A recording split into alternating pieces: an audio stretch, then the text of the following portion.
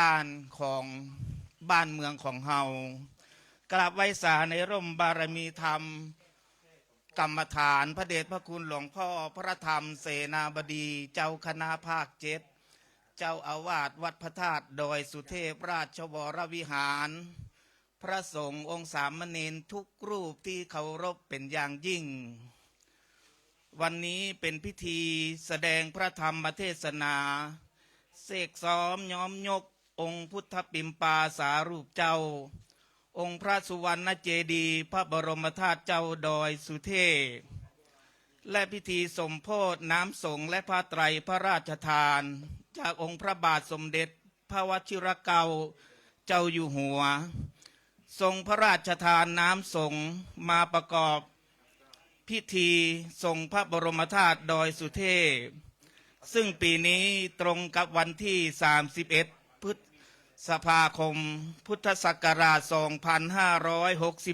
2569ต่างเมืองเหนือล้านนาซึ่งปีนี้ตรงกับเดือนเก้าเพ็ญของเมืองเหนือล้านนาหรือวันเพ็ญเดือน7ของภาคกลางคือวันสำคัญสากลของโลกคือวันวิสาขบูชาค่ำคืนนี้เป็นพรำลบถ้วนหนึ่งของงานแสดงพระธรรมเทศนาในค่ำพรำลบที่หนึ่งวันนี้ได้รับเมตตาจากพระมหาพุทธิศักดิ์พุทธยาโนแห่งวัดพระธาตุดอยสุเทพเป็นองค์ได้เมตตาแสดงพระธรรมเทศนาเตศนาธรรมขอกราบอาราธนาพระมหาพุทธิศักดิ์พุทธยาโนพุทธศักดิ์พุทธยาโนวัดพระธาตุดอยสุเทพขึ้นธรรมาสงฆ์ครับผม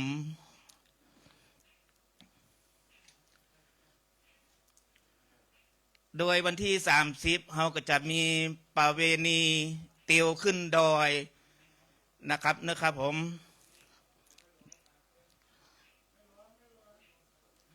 บัดนี้ได้เวลาอันเป็นมงคลอุดมฤกษ์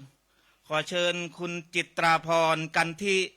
ผู้ใหญ่บ้านหมู่ที่9บ้านดอยสุเทพอธิษฐานจิตทุบธูปเทียนบูชาพระรัตนตรัยครับผม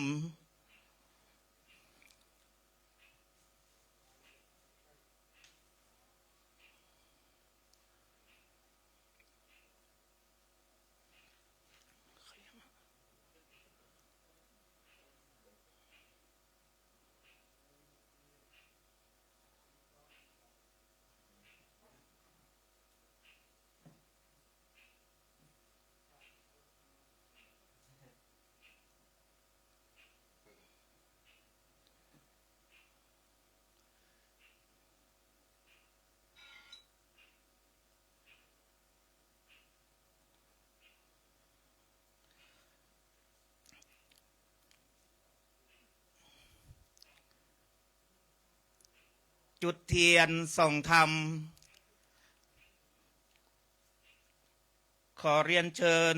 นางสาวนัชชาสุริยะจุดเทียนส่องธรรมครับผม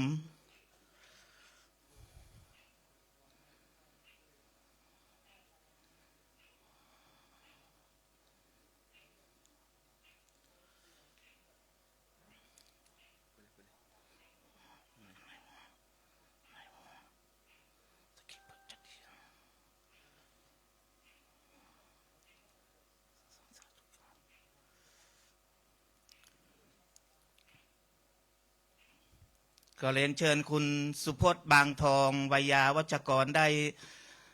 ประเคนพานดอกไม้เพื่อรับอาราธนาเวญจศิลป์ครับผม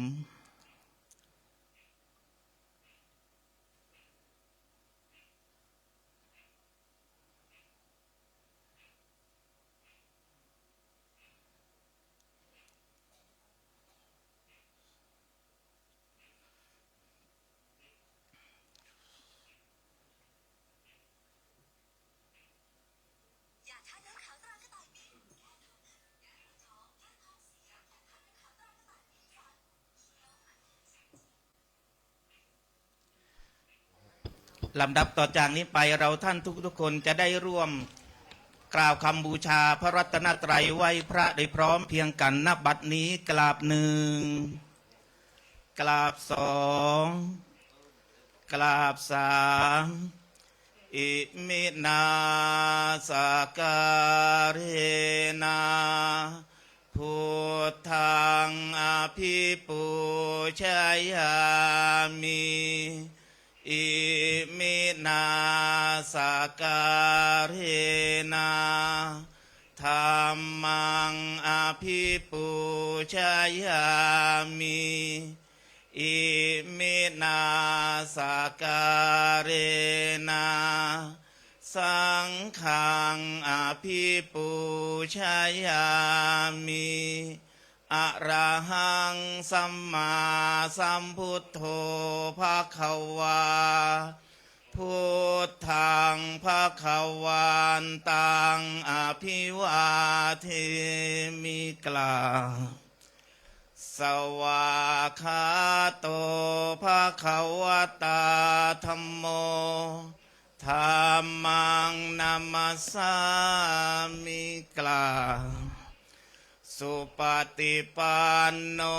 ภควโตสาวกสังโฆสังฆังนะมามิกล่าวมะยังพันเตวิสุงวิสุงรักขณทายาติสระเนนะสหปัญจศีลานิยาจามาทุติยัมปิมะยังพันเตวิสุงวิสุงรักขณทายาติสระเนนะสหปัญจศีลานิยาจามาตติยัมปิมะยังพันเตวิสุงวิสุงรักขณทายาติสระเนนะสหปัญจศีลานิยาจามานะโมตัสสะภะคะวะโตอะระหะโตสัมมาสัมพุทธัสสะนะโมตัสสะสัมพุทธัสสะนะโมตัสสะภะคะวะ